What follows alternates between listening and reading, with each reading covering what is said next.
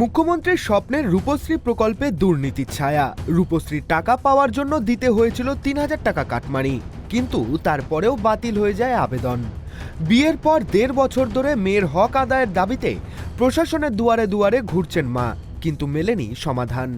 ঘটনাস্থল মালদার হরিশ্চন্দ্রপুর ১ নম্বর ব্লক। জানা গিয়েছে ২০২৩ সালের অক্টোবর মাসে বিয়ে হয় রাঙাইপুরের বাসিন্দা রুকসানা খাতুনের। নিয়ম অনুযায়ী করেছিলেন রূপশ্রীর জন্য আবেদন। সেই সময় এই প্রকল্পের সুবিধা পাওয়ার জন্য দিতে হয়েছিল ৩,০০০ টাকা কাটমানি, কিন্তু তারপরেও বাতিল হয়ে যায় আবেদন, মেলেনি টাকা।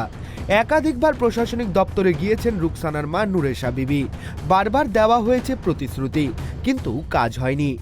বাধ্য হয়ে দুয়ারে সরকার ক্যাম্পে অভিযোগ জানিয়েছেন রুকসানার মা। অভিযোগ, এলাকা জুড়ে এই প্রকল্পে সক্রিয় রয়েছে দালাল চক্র। টাকা দিলে তবেই মেলে সুবিধা, আবার অনেক ক্ষেত্রে টাকা দিয়েও হচ্ছে না কাজ।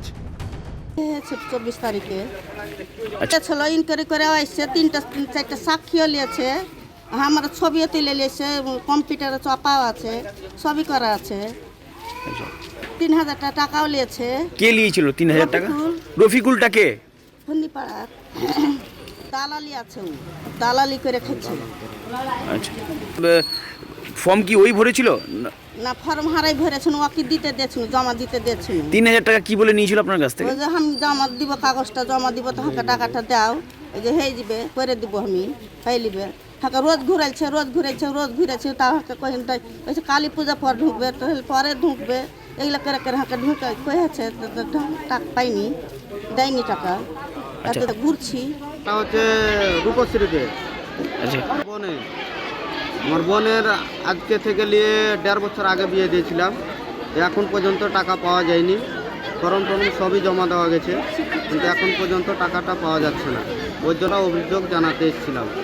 আর 3,০০০ টাকাও নিয়েছে একজন, ও বলেছে কি যে সব জমা হয়ে যাবে, টাকা পেয়ে যাবে, কিন্তু এতদিন হয়ে গেল তাও টাকা পাওয়া যাচ্ছে না। অভিযোগ সামনে আসতেই শুরু হয়েছে রাজনৈতিক তরজা। তৃণমূল আমলে কাটমানি ছাড়া কিছু হয় না, কটাক্ষ বিজেপির। প্রশাসন খতিয়ে দেখে উপযুক্ত ব্যবস্থা নেবে, পাল্টা সাফাই তৃণমূলের। যে বেনিফিশিয়াল আজকে 1.5 বছর আগে তার বিয়ে হয়েছে, তিনিও নাকি কাটমানি দিয়েছেন, তারপরেও প্রশাসন নাকি তাকে টাকাটা দিচ্ছে না, এবং উনি প্রশাসনের দুয়ারে দুয়ারে ঘুরে বেড়াচ্ছেন। এটা হচ্ছে তৃণমূলের শাসনে এগুলোর রাজত্ব চলছে, বুঝলেন? এটা যদি ভারতীয় জনতা পার্টির দল রাজ্য থাকতো, তাহলে 24 ঘন্টায় বেনিফিশিয়ারকে টাকাটা পেত।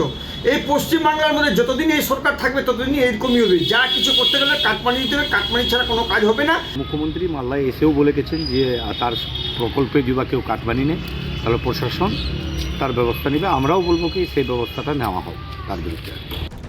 মুখ্যমন্ত্রীর কঠোর নির্দেশের পরেও বারবার সামনে আসছে সরকারি প্রকল্পের দুর্নীতির অভিযোগ।